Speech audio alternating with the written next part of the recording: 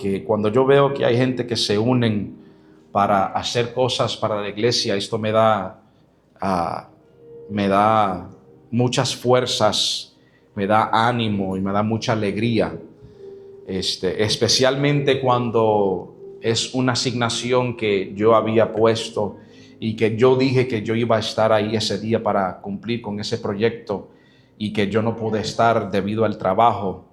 Yo quiero siempre reconocer a esas personas que se dedican, ¿verdad?, a ser responsables con la iglesia, con este templo y con el ministerio. Si ustedes ven allí, esto quizás para muchos no es algo grande, pero para mí es algo grande. Si ven ahí en esa pared, ahí cerca del techo, cerca del cielo, ven un televisor ahí, ¿verdad?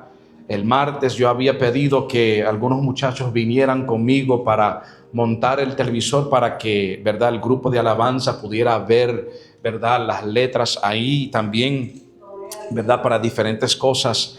Como para ustedes quizás no es gran cosa, pero para mí esto significa mucho y yo quiero reconocer, ¿verdad?, porque es para mí como pastor, yo me alegro con estas cosas, por más pequeño que sea. Quiero reconocer a William, a Alejandro, a Gerson que estuvieron aquí el martes. Un fuerte aplauso a ellos que estuvieron aquí. Especialmente como les dije que yo había hecho estos planes y yo dije que yo iba a estar aquí. Y cuando yo los llamo para dejarles saber que yo no voy a poder llegar, ellos me dicen, tranquilo pastor, nos encargamos. Y me mandan una foto y se ve mucho mejor de lo que yo había imaginado. Eso para mí, ¿verdad?, es un regalo, es un regalo para su pastor. Sí, yo iba a decirle eso ahora mismo, que también Manolo hace como 2 o 3 semanas atrás, Manolo, levanta la mano. Manolo hace un par de semanas atrás dio su vida al Señor y se ha congregado con nosotros. Y hace mucho tiempo atrás que él me está diciendo, pastor, cualquier día que usted quiera, yo puedo venir aquí para limpiar la alfombra. Y yo le dije, ok, está bien, hacemos un plan. Y nunca lo hice. La próxima semana, pastor, como te dije, cuando tú quieras yo puedo venir y yo puedo hacer una limpieza. Yo dije, ok, hacemos los planes. La tercera vez él me dijo, pastor, yo vengo el martes. Si alguien me abre la puerta, yo vengo el martes y yo limpio. Yo dije, está bien. Ya yo hice planes para los muchachos estar aquí. Ellos van a estar aquí. Y ahí tú puedes estar ahí haciendo la limpieza. Un fuerte aplauso a Manolo en este momento. Y a Nicole, que estaba aquí, si no me equivoco, ella estaba aquí con su hija limpiando el templo. También damos gracias a Dios por ella. Como les dije, para mí, como pastor, me da mucha alegría cuando la gente se ponen, ¿verdad?, y toman la responsabilidad y dicen, pastor, yo quiero hacer esto para la iglesia, yo quiero hacer esto para el templo. Eso para mí significa mucho. Así que 1000 gracias a todos ustedes que estuvieron aquí el martes haciendo esos trabajos. Dios les bendiga grandemente. El libro de Daniel capítulo 6. Daniel capítulo 6.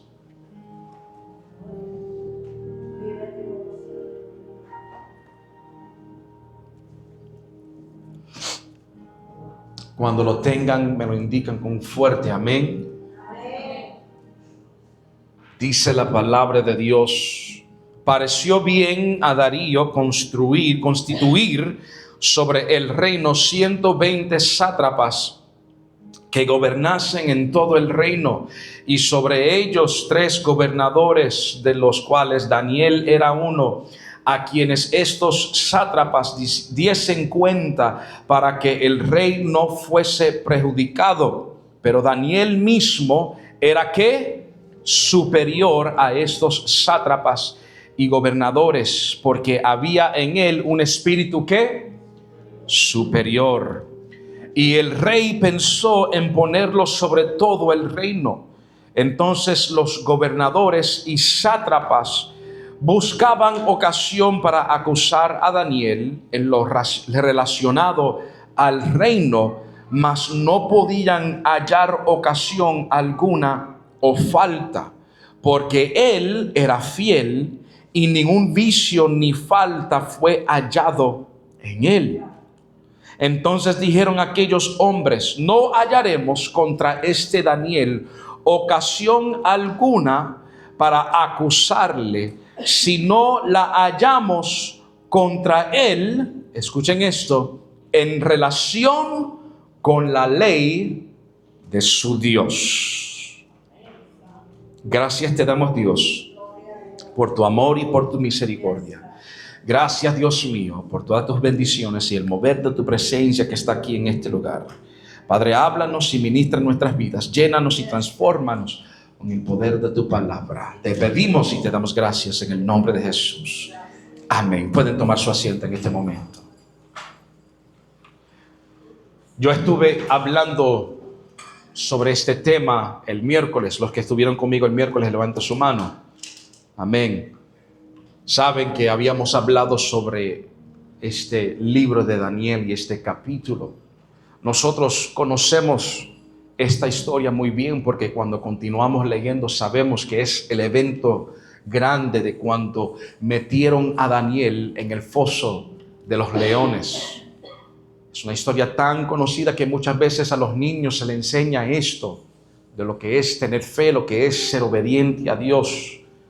Y aunque quizás en algún momento voy a hablar sobre ese acontecimiento de cuando él estuvo en el foso de los leones, quiero enfocarme en una parte más importante, pienso yo. Porque nosotros conocemos muy bien que Dios hizo el milagro que cuando Daniel estuvo en el foso de los leones, cuando hallaron a Daniel durmiendo acostado al lado de estos leones. Yo no sé de ustedes, pero cada vez que yo he ido a un zoológico, cada vez que yo veo un video de un león, especialmente cuando el león está rugiendo, yo no sé de ti, pero a mí me pone nervioso. Yo me recuerdo una vez, par de años atrás, que yo fui con mi esposa, con mi madre, y fuimos al zoológico.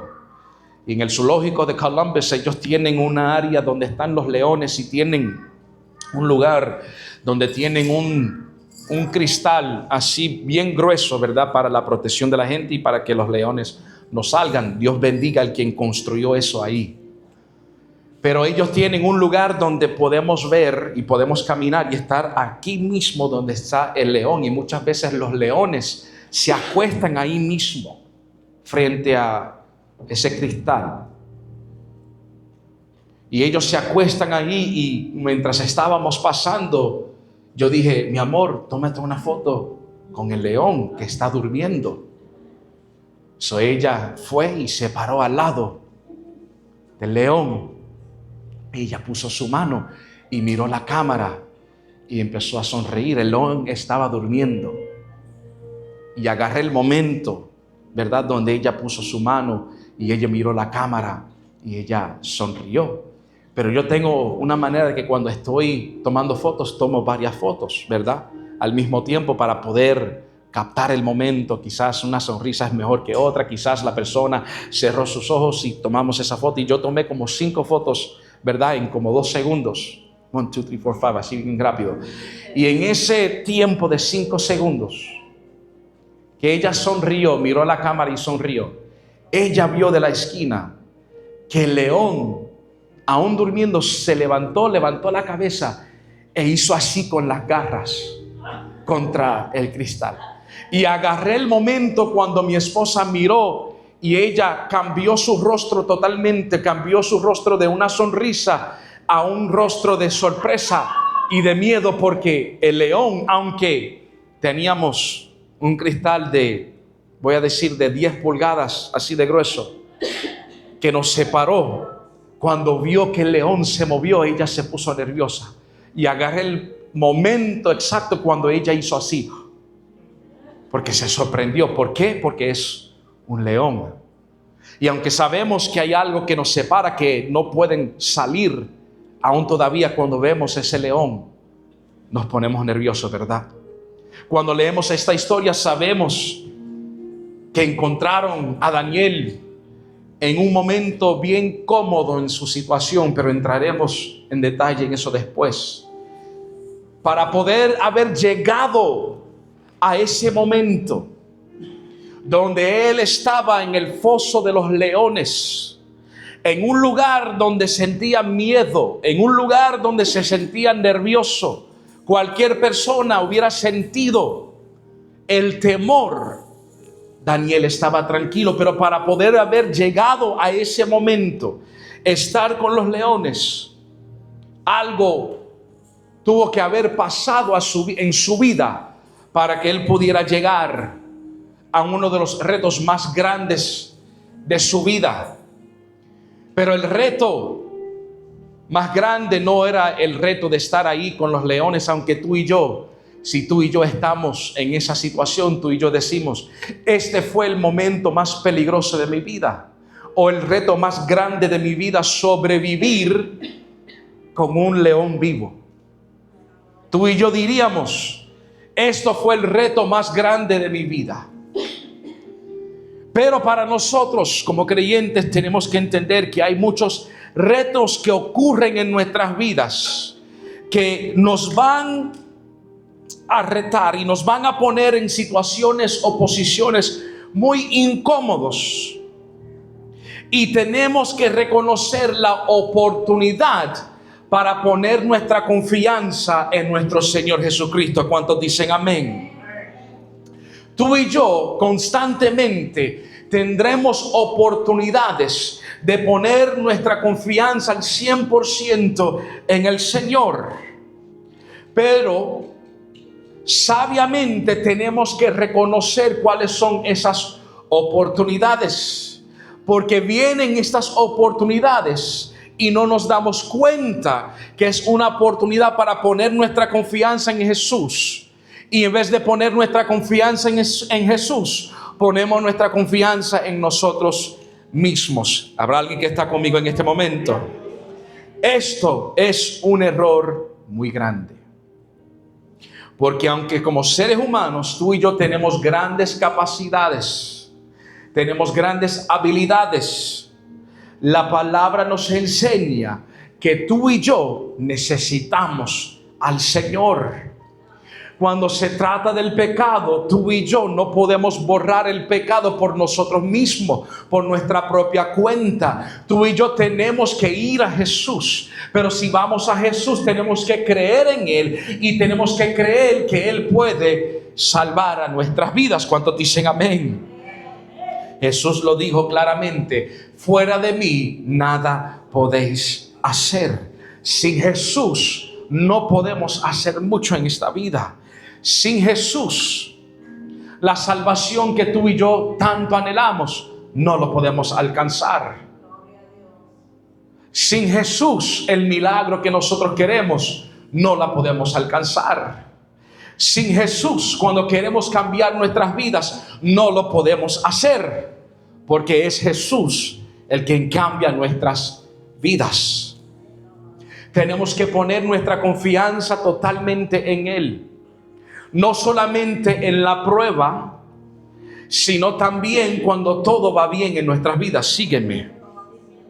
Cuando leemos la historia de Daniel, leemos la historia de un joven, de un hombre de Dios, que desde el comienzo Dios lo reconoce. La historia lo reconoce como un hombre que hace la voluntad de Dios. Un hombre que tiene un espíritu superior, un espíritu que le agrada a Dios. Para poder tener este espíritu, para poder tener este carácter, primeramente tenemos que conocer quién es Dios. ¿Cuántos dicen amén?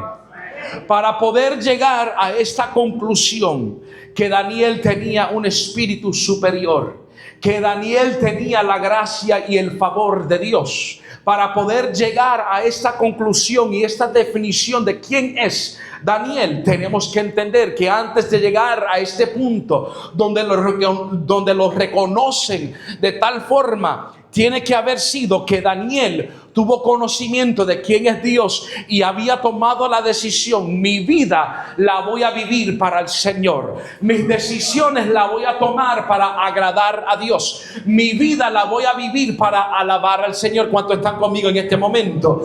Daniel tuvo que haber tomado la decisión: yo voy a servir a Dios. Daniel, aunque no lo dice claramente en el primer capítulo, tenemos que entender que en algún momento dado Daniel decidió: yo voy a caminar con el Señor, yo voy a confiar en el Señor, yo voy a vivir para el Señor. Cuando tú y yo tomamos esta decisión, es una gran bendición, ¿cierto o no cierto? Cuando tú y yo tomamos esta decisión para decir: yo le voy a servir al Señor, yo voy a buscar al Señor, es un momento muy lindo en nuestras vidas. Es un momento espectacular en nuestras vidas. Un par de semanas atrás estábamos nosotros aquí en una vigilia el viernes en la noche y tuvimos el privilegio de escuchar a diferentes personas dar sus testimonios. No quiero que vaya a sentirse incómodo, pero una de esas personas que había testificado en esa noche fue el hermano José Cifuentes. Él había testificado cómo él llegó a los caminos del Señor. Y cuando él empezó a contar esta historia, cada uno de nosotros que estábamos aquí en ese momento habíamos escuchado el momento donde él estaba sintiendo la emoción del recuerdo de que cuando él dio su vida al Señor. Y esto fue algo muy lindo para cada uno de nosotros porque pudimos sentir su alegría cuando él estaba testificando este gran evento en su vida.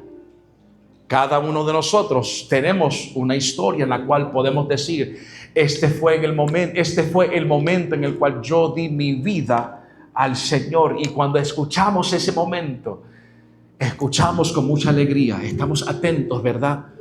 Queremos absorber cada palabra, queremos absorber cada momento para decir: wow, qué bueno es el Señor. Wow, mira lo que Dios hizo con esa persona. Wow, mira cómo esa persona llegó a los caminos del Señor. Porque no solamente escuchamos las palabras, sentimos la emoción de esa persona. Sentimos su emoción y celebramos, porque el momento en el cual alguien da su vida al Señor es un momento para celebrar. ¿Qué decimos? Que la palabra dice que cuando alguien da su vida al Señor, el cielo está ¿en qué? Está de fiesta, está en celebración. Y decimos: si ellos están en celebración, también tenemos que celebrar. ¿Y qué hacemos? Hacemos ruido, ¿verdad? Como yo digo siempre en esta iglesia, vamos a hacer un ruido delante de Dios. Hacemos un sonido de celebración porque alguien dio su vida al Señor. Y sabemos qué tan grande es ese momento de uno dar su vida a Jesús. Pero tenemos que entender también, tenemos que reconocer también que al instante, que al mismo tiempo que nosotros también estamos celebrando el momento que ellos le dan su vida al Señor, tenemos que saber que habrán unas pruebas que se le va a acercar para probarles en su fe. Porque la Biblia nos enseña que cuando nosotros hacemos esto, que la fe va a ser probada constantemente. Nuestra fe va a ser probada constantemente. Y cuando tú le demuestras al mundo que tú le amas a Dios, cuando tú le demuestras al mundo que tú le crees a un Dios grande, vendrán momentos donde la gente te van a retar por lo que tú crees. Vendrán momentos en el cual el enemigo se va a levantar para retarte en tu fe. ¿Cuántos dicen amén? El momento de dar nuestras vidas al Señor y decidir: yo voy a vivir para Cristo, es un momento de gran celebración, pero es un momento donde nosotros deberíamos prepararnos, porque sabemos que vienen grandes retos a nuestras vidas. Porque aquí en este lugar, en la iglesia Puerta de Bendición y en muchas congregaciones por todas partes del mundo, la iglesia, nosotros, el cuerpo de Cristo, la iglesia, queremos escuchar ese testimonio, ¿verdad?